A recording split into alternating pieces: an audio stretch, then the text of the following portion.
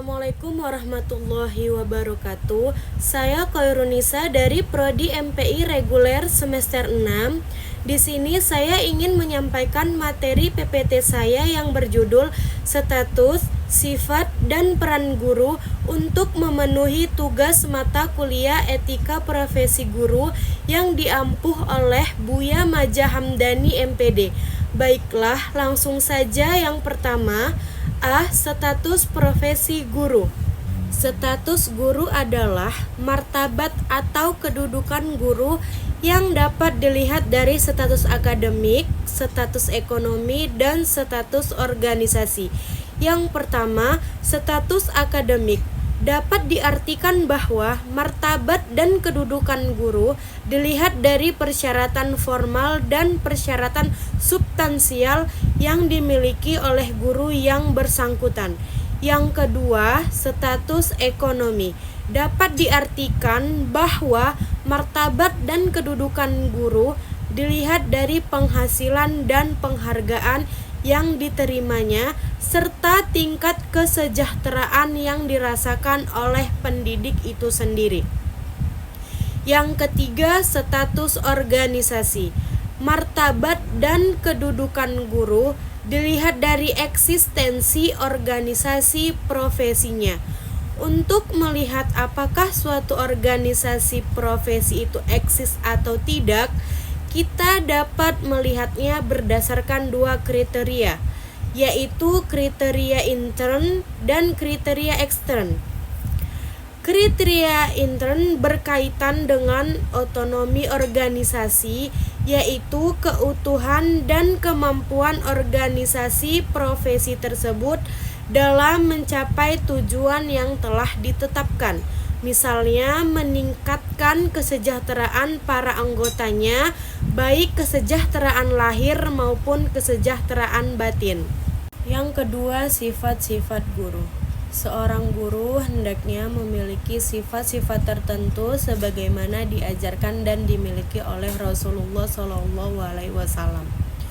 Beliau juga seorang guru yang selalu mengajar umatnya dengan berbagai macam hal. Dalam mengajar, beliau memiliki sifat mulia sehingga maksud ajarannya dapat tersampaikan dan dapat diamalkan oleh murid-muridnya. Fuad Al-Salhub telah menjabarkan beberapa sifat Rasulullah SAW sebagai guru dalam pendidikan Islam, yaitu sebagai berikut. 1. Ikhlas. Seorang guru harus menanamkan sifat ikhlas ke dalam jiwa murid-muridnya, karena Allah lah sumber pengetahuan. Hanya untuk mencari ridho Allah, ilmu dipergunakan. 2. Jujur. Jujur adalah penyelamat bagi guru di dunia dan akhirat. Bohong kepada murid akan menghalangi penerimaan dan menghilangkan kepercayaan. Bohong pengaruhnya sampai kepada masyarakat dan tidak terbatas pada orang yang melakukannya. 3. Adil. Allah memerintahkan untuk bersikap adil dan mewajibkan hambanya untuk berlaku adil terhadap kerabat dekat ataupun jauh, juga terhadap musuh sekalipun. Mewujudkan sikap adil dan menyamakan hak setiap murid sangat penting karena sikap tersebut akan menebarkan rasa cinta dan kasih sayang di antara mereka. 4. Akhlak mulia. Akhlak adalah sikap yang terpuji yang harus dimiliki oleh seorang guru. Kemudian ia memerintahkan kepada murid-muridnya untuk berakhlak baik. Ucapan yang baik, senyuman, dan raut muka yang berseri dapat menghilangkan jarak yang membatasi antara seorang guru dan muridnya. 5. Berani. Sifat berani adalah tuntutan yang seharusnya dipenuhi oleh setiap guru. Mengakui kesalahan tidak akan mengurangi harga diri seseorang, bahkan sikap seperti itu akan mengangkat derajatnya sekaligus bukti keberanian yang dimilikinya. Berani bukan saja dalam mengungkapkan kebenaran atau menegur perilaku murid yang bermoral rendah atau berakhlak buruk, tetapi juga dalam mengakui kekurangan guru. 6. Sabar dan menahan amarah. Kesabaran adalah alat yang paling baik bagi kesuksesan seorang guru. Amarah adalah perasaan dalam jiwa amarah yang menyebabkan hilangnya kontrol diri dan lemah dalam melihat kebenaran.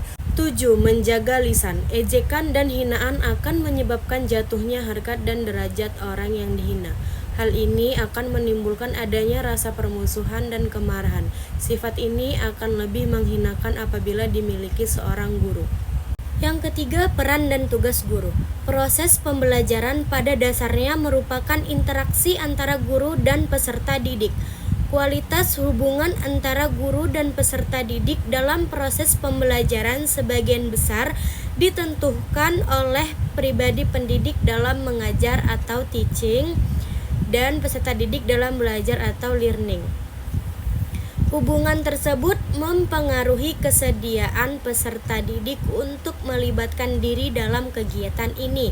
Jadi, bila terjadi hubungan yang positif antara guru dan peserta didik akan berusaha sungguh-sungguh masuk ke dalam kegiatan ini. Hal ini terjadi karena selain peserta didik memiliki insting peniruan, juga karena mereka memiliki rasa senang yang diperolehnya dari hubungan positif dengan gurunya. Guru memiliki peran yang sangat strategis sebab keberadaannya sangat berkaitan dengan keberhasilan dan kualitas pendidikan.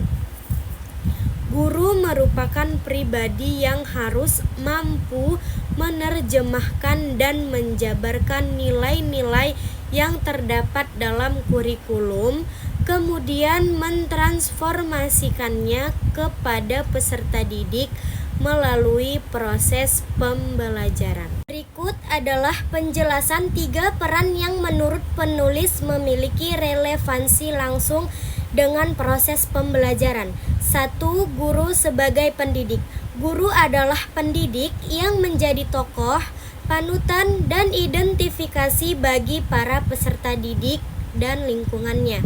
Oleh karena itu, guru harus memiliki standar kualitas pribadi tertentu yang mencakup tanggung jawab, wibawa, mandiri, dan disiplin. 2. Guru sebagai pengajar. Sejak adanya kehidupan, sejak itu pula guru telah melaksanakan pembelajaran dan memang hal tersebut merupakan tugas dan tanggung jawabnya yang pertama dan utama. Guru membantu peserta didik yang sedang berkembang untuk mempelajari sesuatu yang belum diketahuinya, membentuk kompetensi, dan memahami materi standar yang dipelajari. 3. Guru dapat diibaratkan sebagai pembimbing perjalanan yang berdasarkan pengetahuan dan pengalamannya bertanggung jawab atas kelancaran perjalanan itu. Dalam hal ini, istilah perjalanan tidak hanya menyangkut fisik, tetapi juga perjalanan mental, emosional, kreativitas, moral, dan spiritual yang lebih dalam dan kompleks. Sebagian pembimbing guru harus merumuskan tujuan secara jelas, menetapkan waktu perjalanan, menetapkan jalan yang harus ditempuh, menggunakan petunjuk perjalanan, serta menilai kelancarannya sesuai dengan kebutuhan dan kemampuan peserta didik. Jadi kesimpulan dari PPT saya yang berjudul status, sifat, dan peran guru adalah 3 elemen yang saling berkaitan dan krusial dalam menciptakan pendidikan yang berkualitas. Guru yang memiliki status profesional yang diakui, sifat-sifat yang mendukung, dan menjalankan peran mereka dengan baik dapat memberikan dampak positif yang signifikan terhadap perkembangan siswa dan kualitas pendidikan secara keseluruhan. Upaya untuk meningkatkan ketiga aspek ini harus menjadi prioritas bagi semua pemangku kepentingan dalam sistem pendidikan. Demikianlah yang dapat saya sampaikan dari PPT saya. Mohon maaf jika ada kesalahan, lebih dan kurangnya saya mohon maaf. Saya akhiri dengan wabillahi taufiq wa hidayah. Assalamualaikum warahmatullahi wabarakatuh.